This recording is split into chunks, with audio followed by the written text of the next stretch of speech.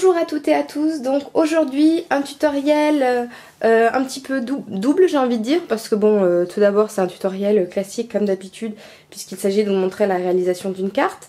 Double ensuite parce que je vais y intégrer une petite astuce pour les détenteurs et détentrices de la silhouette caméo. Si comme moi vous aimez bien avoir des découpes nettes et que vous n'êtes pas forcément un professionnel du cutter, il va vous être possible avec cette machine de réaliser des fichiers de découpe qui correspondront en fait à vos planches de tampons acryliques. Astuce que je vais vous montrer tout de suite. Il vous faudra en fait vous servir, enfin avoir un scanner et vous servir, vous voyez, de cette partie-ci des planches de tampons, celle où est imprimé en noir les différents motifs en fait, tout simplement pour vous montrer à quoi va ressembler le tampon une fois qu'il est tamponné. Parce que vous voyez, vous avez toujours deux parties, une feuille sur laquelle le tampon est posé et une feuille qui vient le protéger. En général c'est sur cette feuille là, vous voyez, qu'on a le motif imprimé. Donc il vous faut juste un petit scanner, scanner ça chez vous et je vous montre tout de suite comment on peut avec le logiciel Silhouette Studio réaliser un fichier de découpe approprié à chacun de vos tampons. Voilà, donc j'ai maintenant mon fichier de découpe qui est réalisé. Donc je vais venir prendre les tampons qui m'intéressent. Donc en l'occurrence, j'ai décidé finalement d'utiliser que la flèche avec les petits points et la flèche avec la ligne droite parce que le motif floral pourtant je le trouve super joli, mais là j'ai envie de faire une carte un peu plus géométrique. Donc l'idée ça va être de venir tamponner, enfin je vous montre un peu comment je vais positionner, enfin je vais le faire avec mes fichiers de découpe, ça va être plus simple. Donc j'ai découpé mes trois flèches, donc je vais venir les positionner plus ou moins comme ceci sur ma carte. Et j'ai réalisé également cette petite frise genre papier déchiré un petit peu dans du basil fuchsia tout simplement.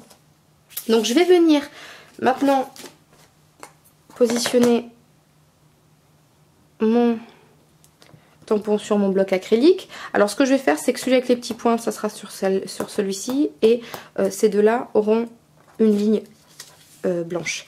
Alors moi ce que j'ai décidé de faire c'est que comme vous le voyez j'ai découpé mes flèches dans du papier à motif. Pourquoi? Parce que je vais venir tamponner ma flèche mais je vais surtout venir l'embosser, ce qui va me permettre d'avoir un dessin qui va bien ressortir sur le papier à motif. Si vous voulez utiliser de l'encre, moi je vous conseille de le faire plutôt, alors du coup découper vos flèches sur du papier uni pour que ça ressorte mieux. Donc là moi je vais venir faire ça, donc je vais utiliser mon encreur qui évidemment n'est pas dans le coin. Bon c'est pas grave, je trouve pas ma verse à marque. Donc ce que je vais faire c'est que comme de toute façon je vais embosser par dessus en blanc, c'est pas un problème. Je vais utiliser voilà un encreur, bon celui-là il est de couleur claire mais... Parce que de toute façon ce qu'on verra au final c'est la poudre que je vais embosser. Et là je vais utiliser de la poudre blanche. Donc peu importe quelque part que vous avez en dessous. Donc là tout l'intérêt du tampon acrylique c'est qu'on va pouvoir voir où est-ce qu'on tamponne. Donc je viens me mettre sur mon fichier de découper et je vise bien plus ou moins, hop, et j'appuie, hop, voilà, j'ai mon motif qui est tamponné. Je retire et immédiatement je viens saupoudrer, hop, avec ma... Je vais venir le faire là-dedans pour pouvoir récupérer la poudre. Hop. Tac, tac, tac. Voilà. Je viens sortir ma flèche. Je fais tomber l'excédent. Tac, tac, tac. Et je viens chauffer au pistolet à chaleur. Voilà, donc j'ai scanné mon feuillet sur lequel apparaissaient mes petits tampons dessinés. Donc là, comme j'ai envie de m'occuper que des flèches et qu'en l'occurrence elles ont toutes les mêmes dimensions et le même tracé, je viens sélectionner la zone de travail, donc toujours dans l'onglet ouvrir la fenêtre du tracé, comme à chaque fois qu'on va faire une vectorisation automatique. Je vais sélectionner, hop, en gros mes trois flèches. Je retire le filtre passe haut. Hop, je réduis. Et là je m'aperçois que c'est dommage, quand j'ai scanné, j'ai pas bien eu la pointe de la flèche. Mais c'est pas bien grave, on va voir comment on peut rattraper ça. Donc je vais voilà, mettre un tracé Alors je me tracasse pas trop du coup que ça soit hyper bien tracé, puisque de toute façon ce que je vais vouloir récupérer c'est la zone au-dessus. En fait je vais détourer, donc je veux pas que ça colle pile au motif, donc je retire pour mieux voir ce que ça donne. Alors.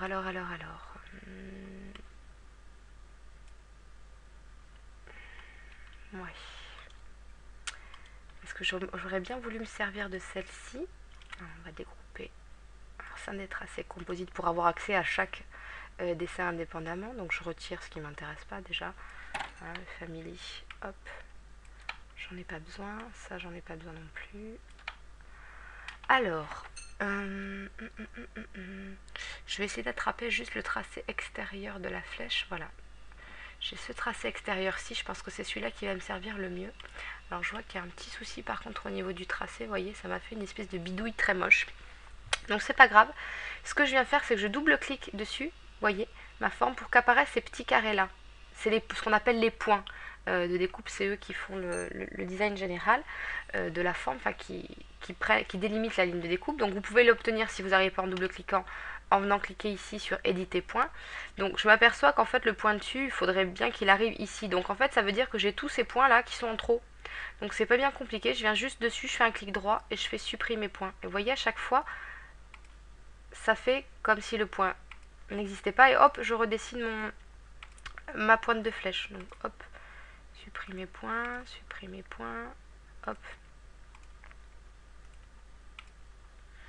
Voilà, donc là ma pointe elle est pas bien jolie, donc je vais la retravailler un petit peu de manière à ce qu'elle soit à peu près sympa. Voilà, là ça m'a pas l'air trop moche. Donc voyons voir, est-ce que ça correspondrait à peu près? Oui, ça correspondra à l'extérieur de ma flèche. Oui, la pointe est pas mal. Donc je conserve ce tracé là, le reste, je peux m'en débarrasser. Enfin, en tout cas je vais le mettre de côté pour voir. Je peux faire un essai si je veux être sûre par exemple que toutes mes formes rentrent bien dans ce gabarit là. Hop, m'embête pas toi. Pas qu'il m'attrape les petits points. Ah, on va supprimer ça, ça va aller plus vite. Celle-là, j'en aurais pas besoin quoi qu'il arrive. Hop. Voilà, donc par exemple, si je veux être sûre que ça rentre bien dans ce gabarit que je me suis fait, je viens prendre ceci, je viens voir est-ce que ça rentre bien à l'intérieur. Oui, donc c'est que c'est la bonne dimension. Maintenant, je garde ce fichier-là, mais comme je veux avoir le détourage de mon tampon, c'est-à-dire avoir suffisamment de marge sur mon papier pour avoir un bord, je viens ici, sur l'outil ouvrir la fenêtre décalage, et je vais faire décaler. Vous voyez, immédiatement, j'ai un deuxième tracé qui apparaît. Donc, je peux venir choisir, est-ce que je veux des angles arrondis, est-ce que je veux des angles plus géométriques. Bon, là, vu la forme, c'est clair que c'est plus sympa en arrondi. Et pour la profondeur de mon décalage, bah, il me suffit de venir jouer ici, vous voyez, donc plus ou moins fin. Donc après, sur ça, c'est à vous de voir. Voilà, moi, 0,2 cm, je trouve que c'est bien. Je fais, hop, appliquer. Et donc, j'ai mes deux tracés, donc qui vont être indépendants l'un de l'autre. Donc, l'idée, ça va être de découper celui-ci. Parce que ça, en fait, en gros, ça sera la taille de mon tampon, en fait. Donc, j'aurai plus qu'à venir le tamponner au centre de mon papier. Et l'avantage, c'est que là, comme c'est une forme géométrique et que j'ai 3 tampons avec des motifs différents, mais qui reprennent les mêmes dimensions et les mêmes... enfin, vraiment, voilà, c'est vraiment le même motif. Il est juste décliné avec des petits points, avec des fleurs et puis avec un tracé plus simple. Donc, voilà, je peux refaire un test. Vous voyez, ça colle parfaitement. L'avantage que je vais avoir là, c'est que du coup, je vais avoir une découpe super nette. Ça évite de se prendre la tête avec le cutter ou les ciseaux. Et puis voilà, une fois que vous l'avez, vous l'enregistrez dans votre bibliothèque. Et à chaque fois que vous aurez besoin d'utiliser le tampon, surtout si c'est un que vous aimez bien, comme celui-là par exemple, que moi je trouve super sympa, ça pourra toujours vous resservir. Puis ça vous permet d'avoir une galerie de motifs qui s'étoffe au fur et à mesure. Donc voilà, maintenant on va continuer la carte. Je vais découper 3 fois ce gabarit là et puis on va tamponner tout ça et on va terminer la carte. Voilà pour ma première flèche, vous voyez, j'en ai un résultat super du coup avec cette découpe super précise. Et puis l'embossage qui est toujours sympa parce que ça offre une petite texture. Enfin là à la vidéo vous le voyez pas bien mais ça va briller un petit peu, puis ça donne un petit peu d'épaisseur. Donc maintenant je vais venir faire la même chose avec mes deux autres flèches en changeant simplement de tampon. Et voilà, ma carte est terminée.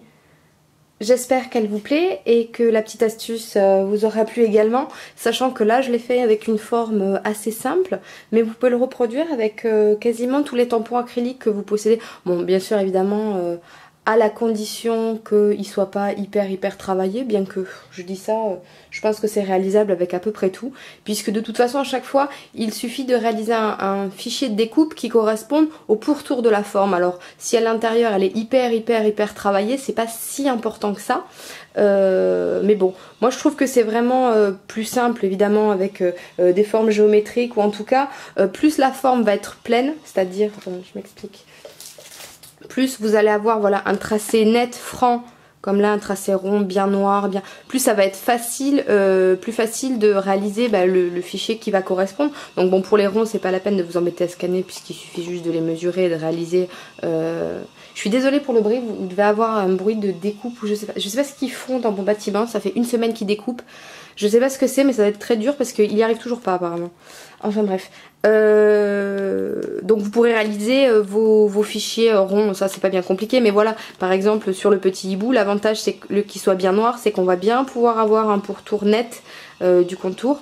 Et ce qui est bien également, c'est de faire ça sur des tampons où la ligne n'est pas coupée, si vous voulez. Alors, je sais pas comment bien m'expliquer. Si vous voulez...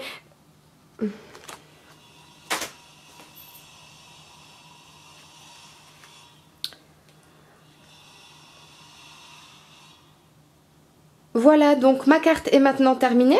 J'espère qu'elle vous plaît. Pour la petite astuce que je vous ai donnée, elle est utilisable avec à peu près tous les tampons acryliques que vous aurez chez vous. Alors ça sera d'autant plus facile à utiliser que le tracé évidemment du tampon sera net, bien géométrique, ça c'est sûr. Mais bon, avec un petit peu d'exercice, je pense qu'on doit pouvoir à peu près faire ce petit travail là pour à peu près tous les tampons acryliques qui existent. Franchement, ce serait dommage de ne pas en profiter. C'est une fonctionnalité assez sympa à laquelle moi j'avais pas forcément pensé au début. Et puis comme j'en ai eu marre de faire tout au ciseau ou au cutter et d'avoir des résultats pas toujours... Enfin moi je suis la reine dans la découpe du cutter, je fais les 3/4 bien et au dernier moment je dérape ou il se passe un truc et donc je dois recommencer. Donc là ça m'évite d'avoir... ce genre de petites déconvenues. Donc voilà, écoutez, je vous dis à très vite. Je m'excuse pour le bruit en arrière-fond, mais ils font des travaux dans mon bâtiment depuis 15 jours maintenant. Je sais pas ce qu'ils découpent, mais ils découpent, hein. Bon, sans succès apparemment vu qu'ils insistent. Mais, donc désolée s'il y a du bruit sur la vidéo. Je vous mets ça en ligne très rapidement et puis je vous dis à très vite sur le blog et sur YouTube. Allez, bye bye.